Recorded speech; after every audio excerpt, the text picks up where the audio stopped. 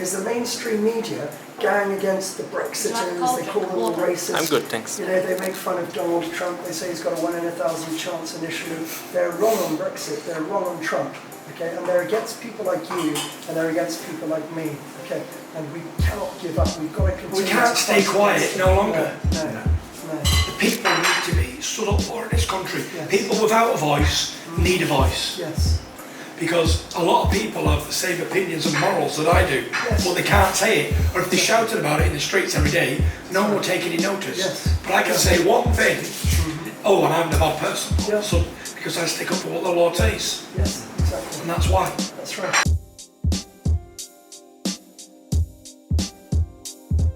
But I'd be really grateful to understand from you if you were willing to get involved in politics in the future, and if you were willing to come on board and fight with us.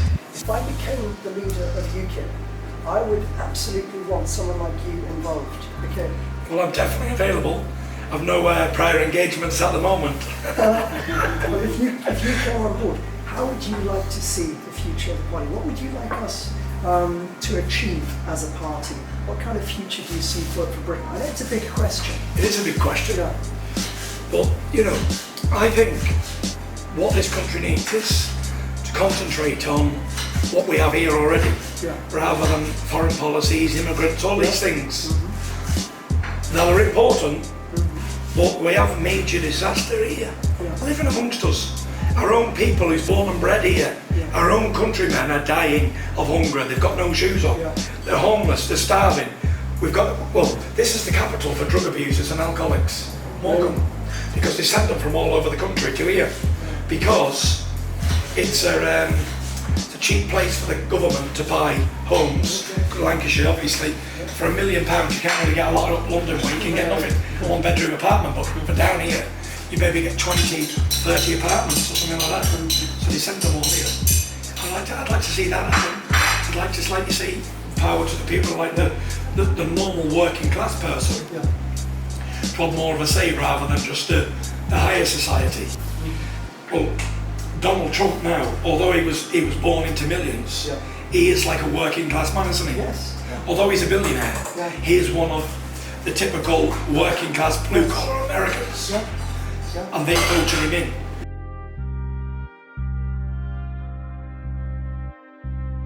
So they put him on top, and that's what mattered in the end. So if we could get the same type of structure in this country, I think it'd be for the better. Yes.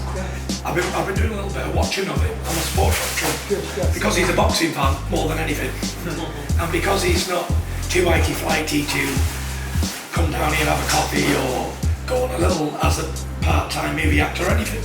He's up for anything, and that's the type of person I think should be running a country. Not just to select, say, 10 individuals who have a little conversation, nobody hears, and they make the decision because they don't trust the public's opinion. They don't think that the average man on the street can make decisions for his own self.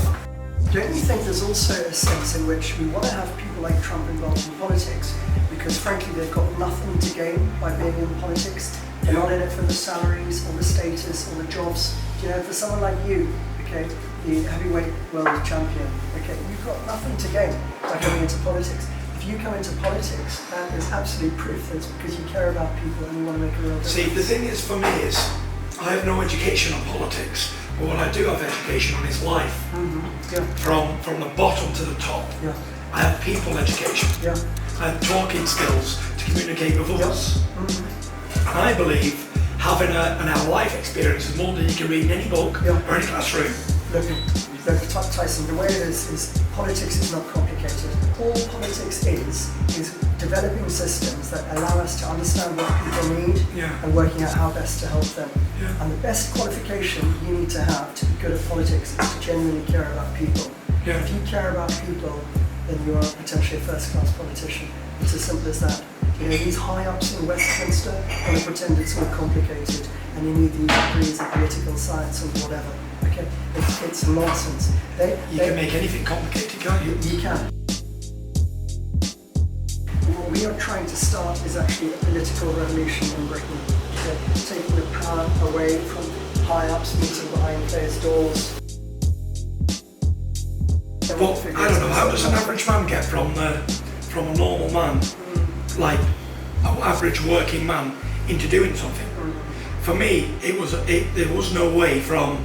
See, I didn't come from a disprivileged background. I was fortunate enough to come from a nice background where I was in a nice, brought up in a nice area, nice village. I didn't see all the bad things in life until I come into boxing, and you see everything through boxing, because even like promoting boxing and managing boxing, I think it's one of the most corrupt things in the world.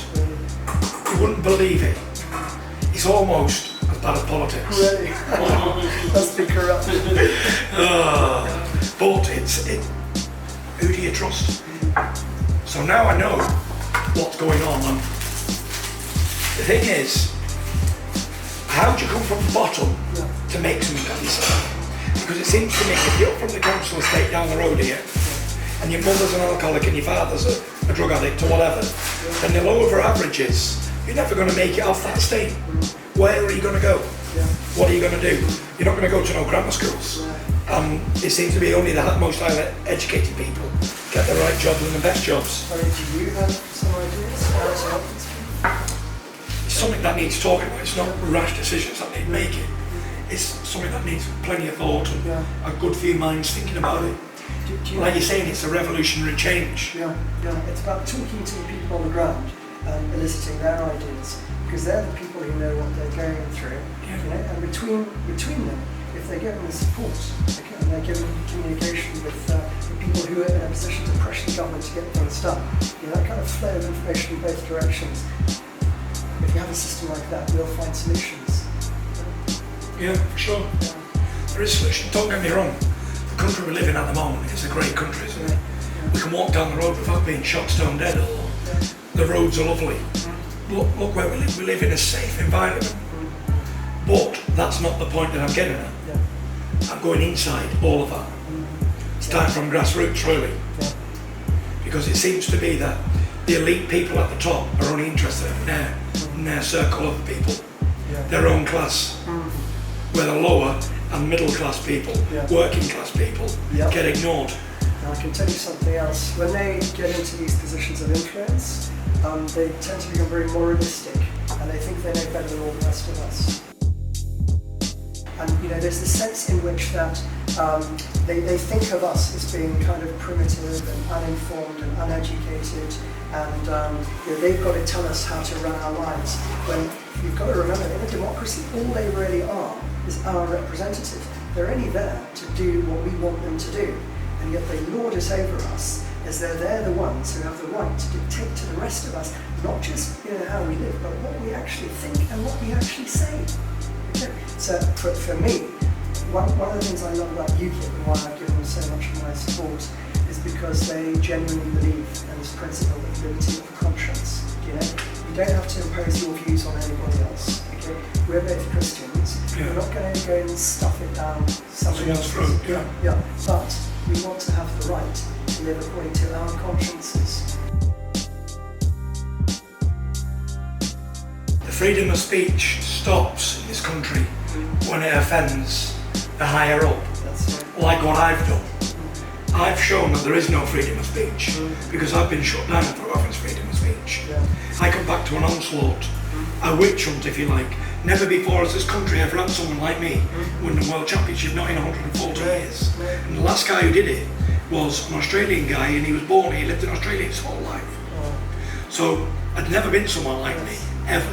Been waiting for me for hundreds of years, and I finally arrive, and I'm trapped more than an Oreo biscuit.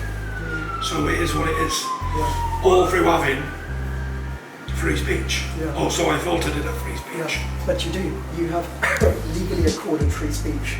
It's just the establishment is trying to shut that down.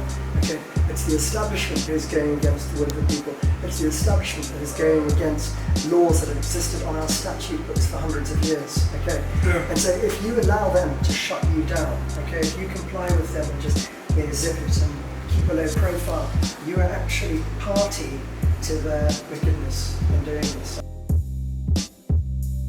And as I said before, to whom much is given, much shall be required.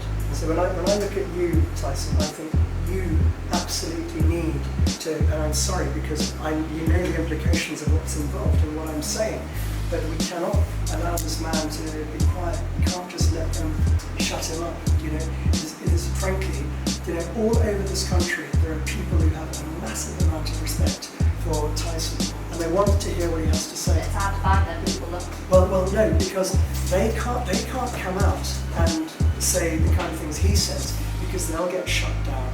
We just had this conversation about Trump, didn't we? Yeah. The average American was on every TV station, I think Trump's terrible, I think Trump's terrible. Everybody was saying it. Yeah. Clearly they didn't believe that because the population was voting for him, hadn't they? Exactly. Because they agreed with what he said, but by political correctness, you're not allowed to agree with what he said. Yeah. It's like there's a silent majority that are too frightened to say what they really think. But I assure you, I've knocked thousands of doors when I've been political campaigning, talking to people, in the privacy of their own homes. And I assure you, not everyone's going to agree with all of your positions. You're quite traditional. I'm quite traditional. Okay.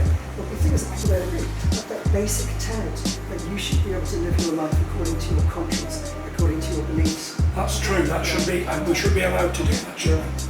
Especially in 2016. And especially when this country has a strong Judeo-Christian heritage. Yes, it does. Well, if I speak to 1 million people, but only ever help one person, well, I've done well, haven't I? You have, but I assure you, we're not talking about one person. Oh, well, definitely not. No. If we could get you involved, you'd get a lot of flack. I'm getting a lot of flack. Oh, well, I know that. I've done a bit of research. You see, what happens is you have a political class who decides what's best for everybody else, and they determine the morality, because they're not reading our kind of historical values, they're not reading the Bible or anything like that, they're just amongst themselves determining what's right or wrong for everybody else, and they're dictating their morality down to the rest of us. And if we just talk about our own religious views, we're castigated for that. They're actually trying to shove their views down our throats. We're not trying to shove our views down anyone's throats. All we're asking for is the right to please speak freely about what we believe. This is happening in the school where our children go at the moment. We got a call as some of the parents there disagree with modern age sort of ways. We are on the same agreement of a lot of the children that go to this school. So they called in for a meeting of anyone who was concerned with the new the criteria of learning, what's come in. And the new learning is that they must teach children from the ages of, I think, 7 about gay couples, about transgender, about something about pornography. Really? They want to teach children from the ages of 7, year 3, these things. Our school was a Catholic school, and they said the head teacher said we're not going to teach some of these things. Some of the things we do have to touch on, but she said I'm going to get in trouble and I will be recognised as a school if I don't teach what's on this list. But as a Catholic woman herself, she doesn't want to teach it. But they want to start, and they are saying that years ago, if you was going in for some education, like physical education as a child at 11, you get sent a letter for approval to have this. Now they're saying we're not sending the letters out. It's part of the mandatory that every child. But because she understands of our views, she basically said without saying, if you want to take them out on that day, we can't stop you. But they're not giving you the actual letter to say your child's going to be taught this on that day. And it's part of the new curriculum. Isn't it incredible that the state acts as though they own our children, and if we behave and do what they want us to do, we might be able to look after them. And if we misbehave, in their view, they'll just take our children away from us. It's the attitude of the state. Okay, a school is a government-funded entity, and the government is only the representative of the people through the democratic mandate. The government has no power that we don't give them. So we give them power on the basis that they agree to do what we need them to do for us, and then they use that power to tell us what we are and are not allowed to do with our own children. Okay? But frankly, it makes me really angry. Okay? And we need fighters, honestly, we need fighters who are capable of taking flack, and you can just carry on. Do you see what I'm saying? See what you're saying, yeah. For sure. See, we have our own views and how we should bring our own children up. And I think as parents, we've got to try and bring our kids up the best way we know how and what we believe in. See, my political views are based on the Bible. Yes. Everything that I stand for is based on the word of Christ. Now I've already stated that I'm a sinner and I'm not perfect. We all make mistakes. But I have to always go back to the word of Christ. Yes. That is it. Yeah. No more and no less. Yeah. And that's what I live by. Yes. They're my rules. Yeah. So if that offends people, then it's up to them.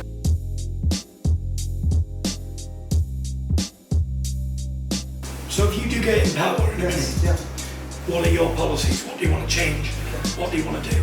So basically, it'll begin with how the party is run.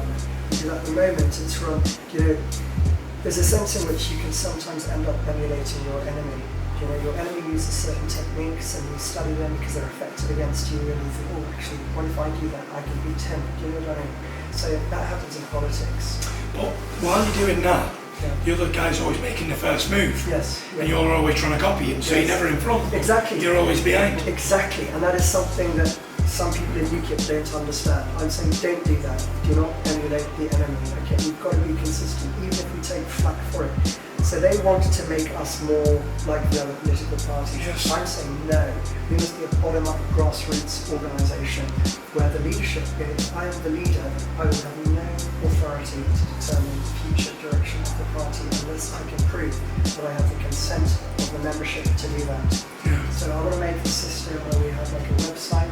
If you become a member, if you, Tyson, became a digital member of UKIP, you'd sign into the UKIP Direct website, you'd log in there, and if you wanted to promote a policy which would help people that you cared about in a way that you thought the government wasn't dealing with very well, you just sign in there, just basically write your policy, 5 minutes, bang, press submit. Now the wording would necessarily be primitive because you haven't thought about it very much. But if 100 other members of UKIP saw that and thought, oh, there's some merit in that policy, we're going to assent to that. It's carried forward to phase 2. And in phase 2, there's a liaison from the UKIP Direct team that works with the assenters and the proposer of that policy, works out some more sophisticated wording, looks into the cost of the policy and all that kind of thing. And then it's published in an area of the website where there are invitations to submit material arguing in favour or against that policy. So then people can think, hey, that's a really good policy, let's make a little video kind of saying why we think UKIP should have this policy, or let's just write an article or whatever. And at the end of 3 months, you can look at all the arguments for and against, and then you vote on whether or not that should become a policy within UKIP. So the onus becomes on the originator of that policy and those who support it to try and persuade other people and make the argument and say, look, this really is a good policy for local people and whoever it is that you want to help. If it becomes policy, then I have to fight to ensure that that policy is well represented by the party and put pressure on other political parties to debate this. And if there is clear evidence that the people want a policy like that and the other parties are not interested, all that's going to happen is we're going to attract more and more support to UKIP, and ultimately we're going to beat the government in the general election. So it's a system of creating policies by consulting with people, by engaging people at every level, rather than this top-down system where you have a hierarchy who thinks they know better than everyone else. It essentially just dictates. Well, this is what's just happened in America, hasn't it? Yeah. They've had the people who know better than everybody else running for so long. The odds on the line of Trump becoming president was 8-1 in a 2-horse race. It's a big odds difference, isn't it? But Tyson, thank you so much. You don't know how much I appreciate your being willing to talk. I am very willing. I stand for change. The name Tyson Fury equals change. Whether it's in boxing or global, it means change. Well, it's been nice speaking to you about all this, and I'm very interested. I'd like to see you get elected. I would. Because you're young, you're fresh, you're a good-looking fella. Get out there. Not as good looking as you. I used to be good-looking, but that's me, yeah. Get out there and get speaking to the people, the real people of this country.